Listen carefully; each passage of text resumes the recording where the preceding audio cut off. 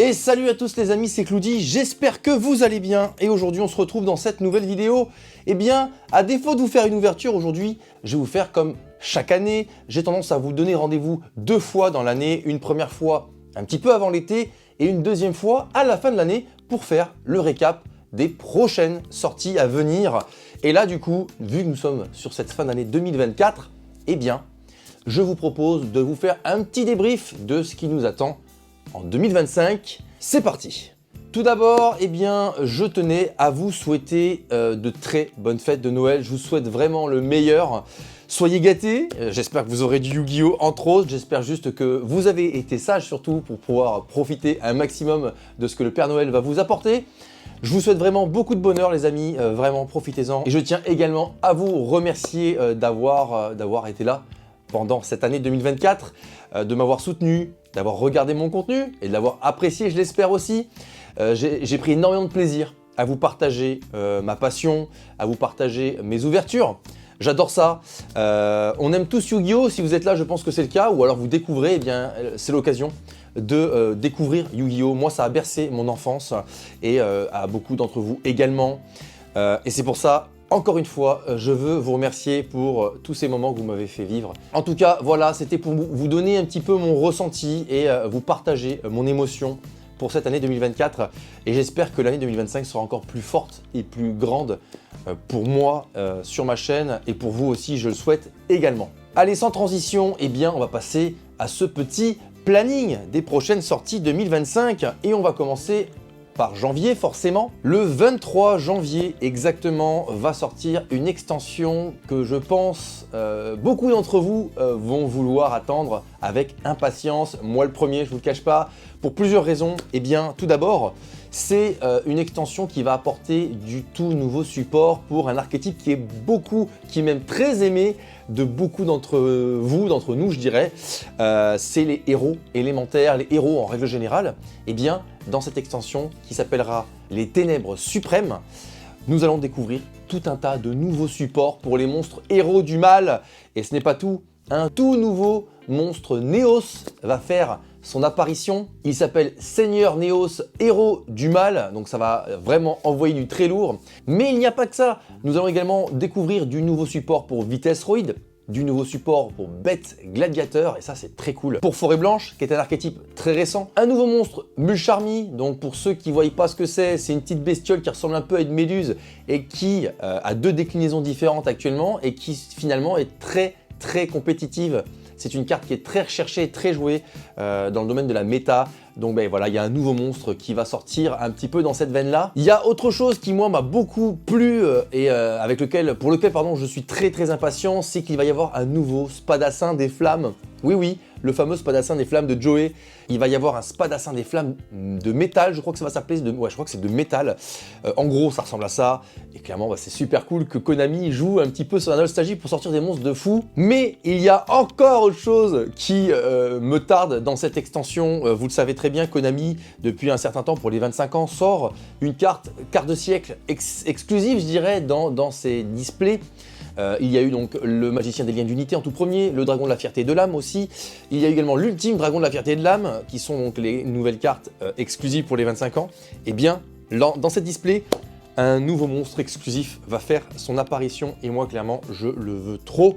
Parce que c'est clairement dans la veine des monstres de Yu-Gi, les magiciens, les paladins. Et là, cette fois, ça va être un monstre synchro qui va s'appeler le paladin des liens et de l'unité, à l'image des magiciens des liens d'unité.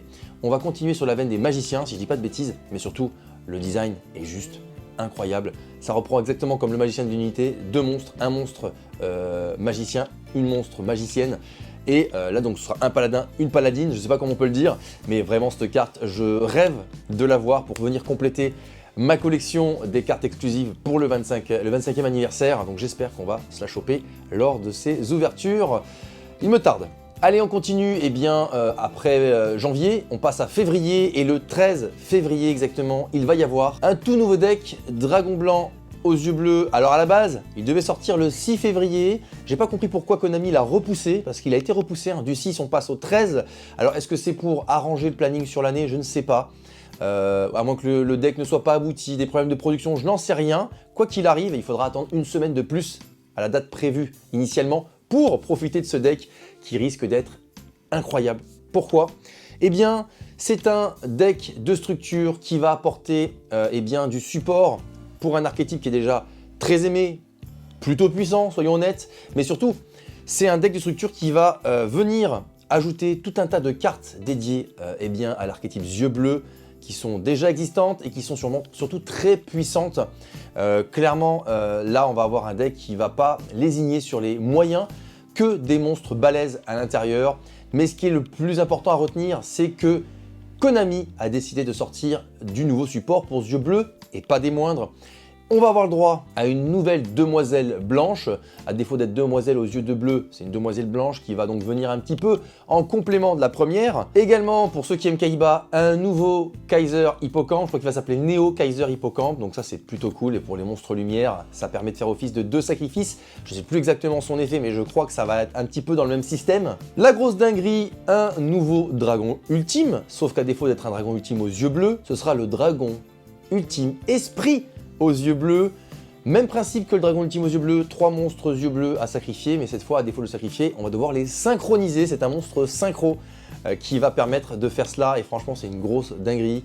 On va également avoir le droit à un nouveau monstre Xyz pour yeux bleus, le dragon argent aux yeux indigo que je vous fais voir ici. Franchement, c'est trop cool pour ceux qui aiment yeux bleus, pour ceux qui aiment Kaiba. Et bien là, ça va être le moment de se frotter les mains et de se régaler avec tout ce nouveau monde. Mais une dernière chose aussi, il y a le tout premier monstre lien yeux bleus. Oui, le monstre que vous voyez ici, qui s'appelle Esprit avec des yeux de bleu, le premier monstre lien Blue Eyes.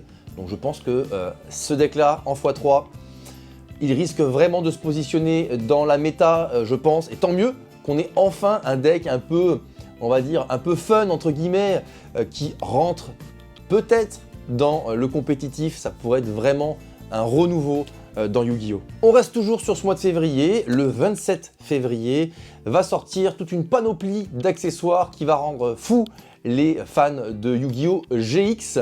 Nous allons avoir le droit à toute une série d'accessoires avec Jaden et Yubel dessus. C'est vraiment très cool parce que ça va permettre un petit peu de changer de thématique, parce qu'on est très habitué à avoir Yugi et Kaiba en règle générale, ou la thématique de monstres ou d'archétypes dédiés à des extensions. Et bien là, on passe à la nouvelle génération avec ces petits accessoires. On aura le droit donc à des protège-cartes, à une deckbox. Également, on pourra choper un folio et aussi ce magnifique tapis de jeu. Ça va rendre vraiment très heureux les fans de Jaden ou tout simplement de la génération GX.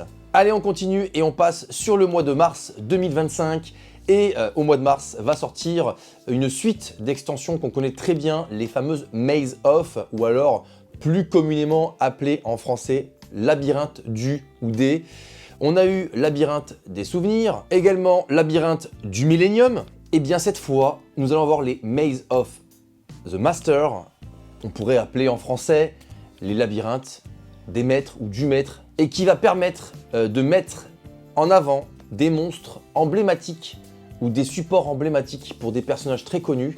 Le premier qui sera mis en avant dans cette nouvelle extension, ce sera Odion. C'est le servant de Marek, pour ceux qui ont vu Yu-Gi-Oh! Première génération, qui ont lu les mangas. C'est celui qui joue Serket, le scorpion millénaire, et qui a une copie du dragon ailé de rat que Joey va battre à pas grand chose d'ailleurs. Donc c'était un duel assez emblématique d'ailleurs de Yu-Gi-Oh! Également dans cette extension, il va y avoir du nouveau support pour l'archétype Xyz, Tachyon, Galactique, quelque chose comme ça. Mais la grosse dinguerie de cette extension, à défaut au mois de février de vous choper un nouveau deck avec de nouveaux supports pour Dragon Blanc aux yeux bleus de Kaiba, j'ai l'impression que ça va être l'année de Kaiba 2025, car dans cette extension Maze of the Master, nous allons pouvoir choper, à l'image de Yugi qui a eu le droit à des nouveaux guerriers magnétiques électriques, et bien cette fois, Kaiba va pouvoir se choper des nouveaux monstres X, Y et Z avec une nouvelle fusion qui lui sera totalement dédiée. Je vous mets les visuels des futurs monstres que l'on pourra choper de Kaiba qui viendront donc en support supplémentaire aux monstres X, Y et Z de Kaiba. Donc pour moi, je pense que ça va être l'année de Kaiba. On va peut-être choper des petites dingueries avec des nouveaux produits qui ne sont pas encore annoncés, qui pourrait peut-être être dans la thématique de Kaiba. Wait and see. Après mars, on passe en avril, et en avril va sortir une extension qui vient à la suite d'une extension qui en met plein les yeux. Collection Rareté 1, Collection Rareté 2, Collection Bononza, ça vous parle très certainement. c'est des extensions dans lesquelles on peut choper tout un tas de raretés complètement dingos, que ce soit de la Platinum rare, de la secrète rare, la secrète prismatique, et j'en passe, des raretés complètement folles qui font rêver tout le monde. Eh bien, Konami continue sur cette lancée et au mois d'avril, le 10 avril exactement, va nous proposer la nouvelle collection Quarter Century Stampede qui va tout simplement être la suite de ces collections raretés. Elle sera estampillée Rare 04, plein de rééditions méta très certainement, surtout que sur l'année, la méta va probablement évoluer avec l'extension, la dernière extension de 2024 qui est sortie, Croisée Infernale, et qui apporte de nouveaux archétypes qui sont très prometteurs. Peut-être qu'on va avoir le droit à des rééditions bien sympathiques. En tout cas, comme d'habitude, ça va briller de mille feux et c'est ça qui est cool avec ce type d'extension. Et voilà, j'ai terminé pour ce petit récap des futures sorties 2025. Malheureusement, je n'ai pas plus d'informations à vous donner car c'est tout ce que j'ai à vous proposer. Il y a peut-être des choses que j'ai oubliées. En tout cas, une chose est sûre, si de nouveaux produits doivent faire leur apparition, doivent être annoncés par Konami, j'essaierai de trouver le moyen de vous les présenter ou en tout cas de vous les annoncer lors de prochaines vidéos. Il y a un truc dont je me suis rendu compte sur l'année 2024, c'est que Konami, a toujours fait ça, hein, l'OCG est très plébiscité, l'OCG nous sort des produits complètement fous. Je prends l'exemple des Prismatic Box qui était juste génial, l'effigie des dieux égyptiens, ça on n'aura jamais ce type de produit incroyable. Ce que j'aime aussi en OCG, c'est que dans chaque display, vous avez un pack promo avec des raretés dedans qui vous permettent un petit peu de vous mettre l'eau à la bouche. Ça, on n'a pas ça non plus en France. Mais j'ai remarqué autre chose. À défaut que l'OCG soit très mis en avant et énormément de contenu, l'année 2024 a pris un drôle de tournant. J'ai l'impression que le TCG aux États-Unis est beaucoup plus fourni que chez nous. Et parce qu'il y a énormément de personnes qui jouent avec les cartes en anglais, donc probablement c'est une langue universelle, probablement aussi. Mais ce qui me frustre un peu, qui est un peu malheureux, c'est qu'on a des produits comme les rétro packs qui sont sortis exclusivement aux États-Unis. Les rétro packs, moi j'adorerais les voir revenir. Le rétro pack 2, j'espère qu'on aura le droit à ces produits-là aussi. Il y a 2 nouveaux contenus Speed Duel aussi. Pourquoi ils ne sont sortis qu'aux États-Unis, un Speed Duel GX et le tout dernier Speed Duel final de Battle City avec un contenu complètement fou qui donnerait envie à tout le monde. Moi le premier, c'est vraiment dommage que Konami rende des produits exclusifs à certaines zones, surtout pour le TCG. Déjà qu'on n'est pas aussi gâté qu'à l'OCG. Si on commence déjà à partir sur des favoritismes, même si c'est probablement pas ça, il y a sûrement d'autres raisons, eh bien on ne profite pas de tous ces produits qu'on a connus avant, qui pourraient très bien être réédités en 2025, ce serait une très bonne idée d'ailleurs. En tout cas, pour clôturer ce petit récap, j'espère que Konami va vraiment repenser un petit peu la façon dont ils sortent les produits et les rendre comme avant, 2 catégories, OCG, TCG, et que tout le monde profite de tout ce super contenu. Moi je vous cache pas, les rétro packs, je kifferais les voir arriver chez nous. Pareil, j'espère que Konami va nous proposer, comme l'a fait avec la collection légendaire, en nous rééditant les premières extensions Yu-Gi-Oh, va continuer et nous rééditer la suite. Ce serait extra. Moi je vous cache pas que j'attends un deck légendaire 3. Franchement, ça pourrait être une super idée, les decks légendaires. Je sais qu'ils vont très certainement rééditer en 2025 le deck des héros légendaires. Ils ont sorti le dragon légendaire. En date, c'est le dernier. Ils vont nous rééditer le héros légendaire, c'est une certitude. J'espère qu'ils travaillent sur la suite aussi. Pareil également, je sais, j'ai beaucoup de souhaits sur 2025. On avait le deck de structure Slifer et Obélisque. Il nous manque toujours celui de Ra. J'espère que Konami va bosser là-dessus aussi. Franchement, je kifferais voir un deck de structure du Dragon et des Rats arriver. En tout cas, j'ai qu'une chose à vous demander, c'est que vous, en commentaire, quels sont les produits que vous aimeriez voir arriver en 2025 ? En tout cas, si cette vidéo vous a plu, les amis, comme d'habitude, vous lâchez votre meilleur pouce bleu, vous vous abonnez à la chaîne si ce n'est pas encore fait, et je vous dis à très bientôt dans une prochaine vidéo. Ciao, ciao!